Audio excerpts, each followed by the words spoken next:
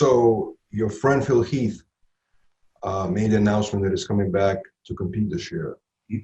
What did you take on that? How do you feel about him coming back to compete? I think I think it's interesting. I think it's interesting. It's very, very interesting. Yeah, I think it's interesting. I think it gives the sport something that it needs. It definitely makes the run this year a little bit more interesting. It's already had a lot of challenges to this point. You know, coming back from the crisis, the COVID, and its impact on our sport and the world. I think, yeah, you know, Phil coming back to hear this is not only interesting, but it comes with it. It comes with a reason to kind of care, you know, for someone that probably, you know, maybe have found themselves so beaten down by some of the crisis, the things that have just been in the news of late. And maybe some people altogether have stopped listening to the news and just like, hey, well, you know what, I'm just so, I don't care anymore. And then it's like, oh, hey, Phil's coming back. Oh, really? Well, let me, you know, now let me see. You know, I think it's an interesting thing because technically there's a lot to be said about that. You know, how is the judging going to work? You know, it was not by accident that, you know, some of the things that happened already,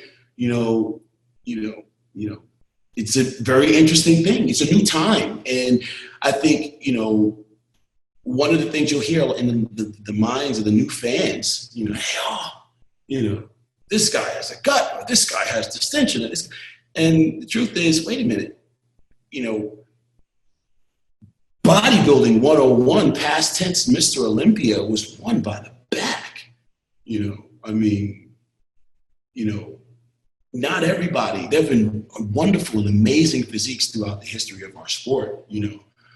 But one of the things that was consistent with what was established as Mr. Olympia winning criteria when judging it was what's going on from the rear.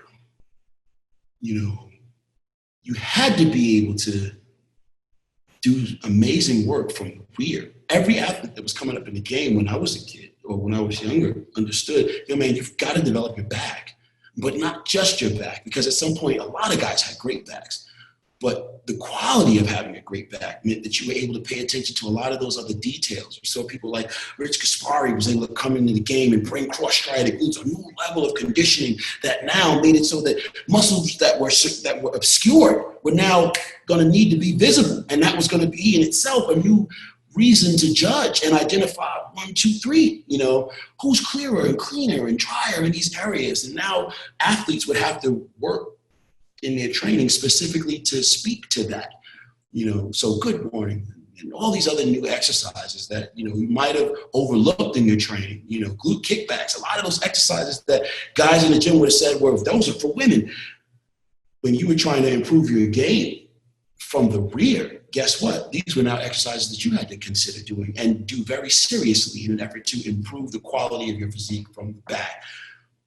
But it didn't mean that you couldn't develop your lats and you couldn't develop your traps and your rear delts, your brom, but those areas had to be clean. Anyway, my point, you know, with the change, you know, that changed, you know. So bringing Phil Heath back,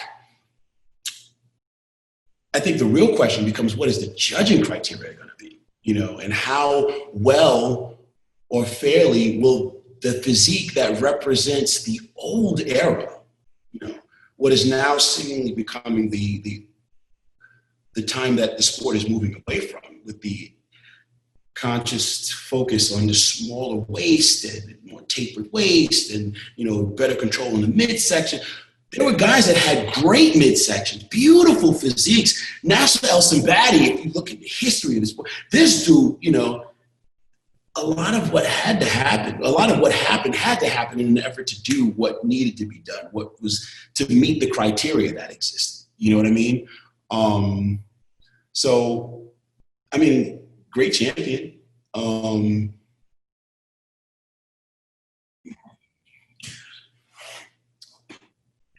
know what? I don't know. I really didn't. I didn't expect it. No, I didn't. But I really didn't. You know. Well, I mean, you know,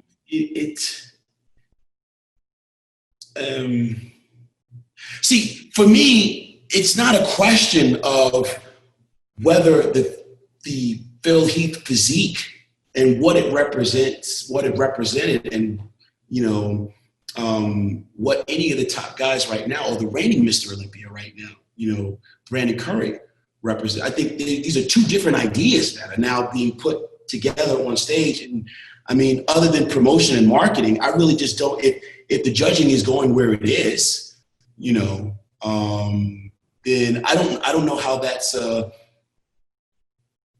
don't know. I don't think it's a hard decision, because at that point, what's happening is there's a choice that's made.